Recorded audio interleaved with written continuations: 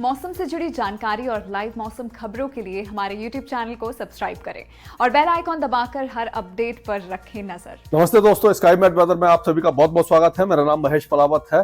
कोहरे की मार इतनी ज्यादा दिखाई दे रही है उत्तर भारत में कि अगर दिल्ली की बात करें तो दिल्ली में सुबह 5 बजे से लेकर के 10 बजे के बीच जो विजिबिलिटी थी एयरपोर्ट पर वो एकदम नील रही, यानी जीरो रही। और जो रनवे विजिबिलिटी थी वो भी केवल 75 मीटर और 50 मीटर तक ही दर्ज की गई, जिसके कारण बहुत सारी फ्लाइट्स डिले हुई, कैंसिल हुई।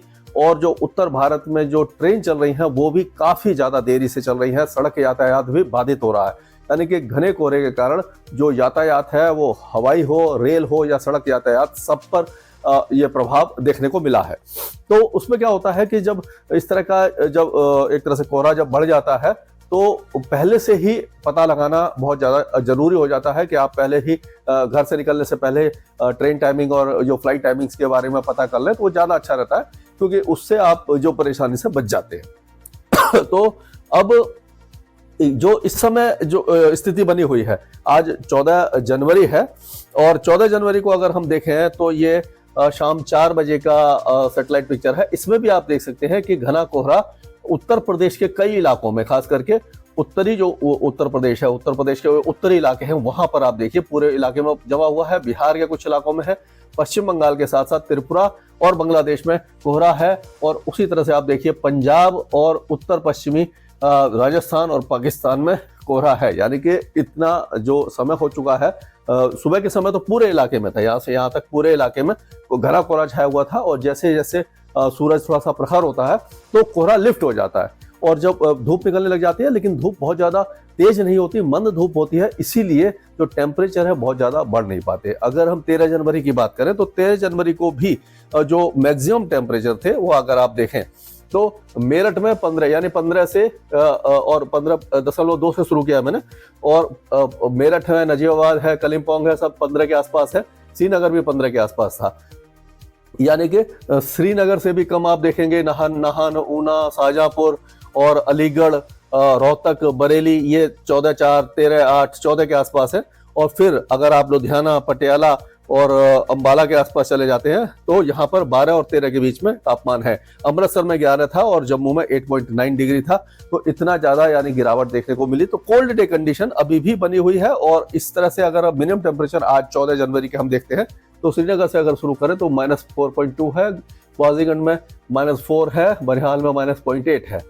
और उसी तरह से मंडी वगैरह में आप देखें ये 1 डिग्री से नीचे, सुरेंद्रनगर, मंडी, बुंटर सब जगह पर इस तरह से था। नारनौल में 2 डिग्री था, मनाली में 2.2 था, जम्मू में 2.5 और लुधियाना में 2.5 और 3 डिग्री था पिलानी में, चंडीगढ़ में 3.2 था। तो यानी कि 3 और 4 के बीच में आप देखेंगे पटियाला, न्यू दिल्ली, हिसार, अमृतसर, चुरू, ये सारे इलाकों में था। और उसके बाद थोड़ा सा बड़ा है अलवर, अम्बाला, इम्फाल, डाल्टनगंज, यहाँ पर 4.6 है।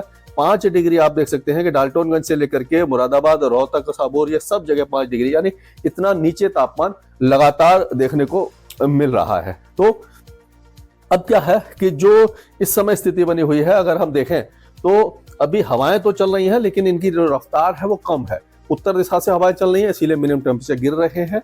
और जब आसमान थोड़ा सा साफ होने लग जाता है, देर शाम को और दोपहर को जब आसमान में क्लियरेंस होता है तो कूलिंग हो जाती है ग्राउंड की, क्योंकि ग्राउंड के आसपास बादल वगैरह नहीं होते, फॉग नहीं होता। और जब ऊपर की तरफ चलते हैं तो अपर हेज तो है, इसीलिए मैक्सिमम टेम्परेचर भी गिरे हुए हैं और मिनिमम टेम्परेचर भी गिरे हुए हैं। दोनों ही जो डिफरेंस है एक बार फिर से कम हो गया है। और बीच में थोड़ी सी धूप निकली थी तो उस समय मैक्सिमम टेम्परेचर थोड़े से बढ़ गए थे। तो अभी ये जो कोहरा है वो 1-2 दिनों तक पंजाब, हरियाणा, उत्तर प्रदेश और दिल्ली एनसीआर के साथ साथ उत्तरी राजस्थान में दिखाई देगा। और उसके बाद धीरे धीरे कम होना शुरू हो जाएगा, दिन के टेम्परेचर थोड़े से बढ़ेंगे। अभी सर्दी यानी कि आप कह सकते हैं कि गई नहीं है।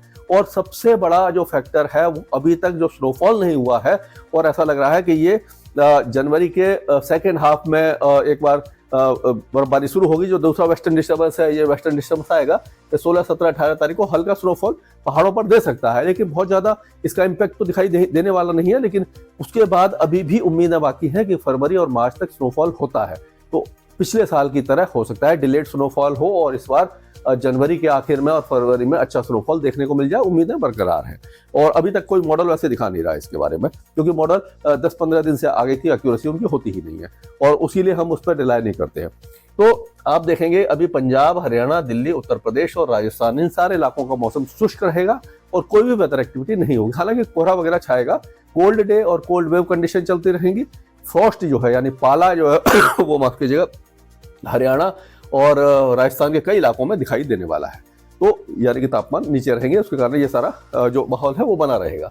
अगर हम गुजरात और मध्य प्रदेश की बात करें, महाराष्ट्र की बात करें, तो यहाँ पर भी अभी फिलहाल वेदर एक्टिविटी नहीं है। हालांकि मध्य प्रदेश में 17 और 18 तारीख को पूर्वी मध्य प्रदेश में और छत्तीसगढ़ में बारिश की संभावना नजर आ रही है। वो मैं अगले वीडियो में आपको थोड़ा विस्तार से समझाने की कोशिश करूंगा।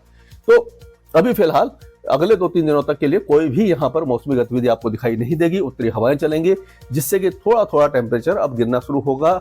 जो अभी तक सर्दी आपने नहीं देखी थी दक्षिणी मध्य प्रदेश में, महाराष्ट्र में, वो थोड़ा सा दिखाई देने लग जाएगी। थोड़ा टेम्परेचर यहाँ पर गिरना शुरू हो जाएगा। और उसी तरह से अभी दक्षिण भारत पूरी तरह शुष्क है। नॉर्थ ईस्ट मानसून, वैसे मौसम विभाग बोल रहा है कि 15 तारीख को कल से विदा ले लेगा, लेकिन ऑलमोस्ट 2-3 दिन से बारिश नहीं हो रही है। एक तरह से हम कह सकते हैं कि मानसून, नॉर्थ ईस्ट मानसून विदा हो चुका है। तो तेलंगाना, कर्नाटक, आंध्र प्रदेश, तमिलनाडु और केरल, ये पूरे इलाके सूखे रहेंगे। लक्षद्वीप में भी कोई बारिश की संभावना हुई दिखाई नहीं दे रही है। लक्षद्वीप आप जा सकते हैं, बहुत अच्छा मौसम है इस समय, वहां पर आप घूमने जा सकते हैं, कोई दिक्कत नहीं है। अंडमान और निकोबार द्वीप समूह में वेदर तो एकदम साफ है, लेकिन नारकॉर्वे वगैरह जो एकदम दक्षिणी आइलैंड है, वहां पर हल्की से मध्यम बारिश होने की संभावना अभी भी बनी हुई है, पिछले 2-3 दिनों से भी हो रही थी। अब ये जो ट्रफ आप देख रहे हैं बिहार से लेकर के ये अपना पश्चिम बंगाल होते हुए, झारखंड के कुछ इलाकों से होते हुए ये श्रीलंका तक आ रही है।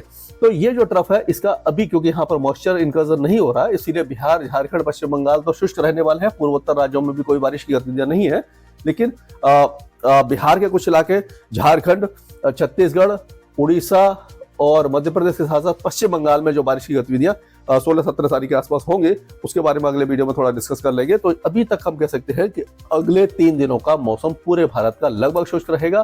पहाड़ों पर 16 तारीख और 17 तारीख से पश्चिमी विक्षोभ आएगा और तमिलनाडु वगैरह में अभी फिलहाल कोई बारिश की गतिविधियां हमें नजर नहीं आ रही है। स्काईमेट वेदर में अभी के लिए इतना ही। मौसम से जुड़ी जानकारी और लाइव मौसम खबरों के लिए हमारे YouTube चैनल को सब्सक्राइब करें और बेल आइकॉन दबाकर हर अपडेट पर रखें नजर।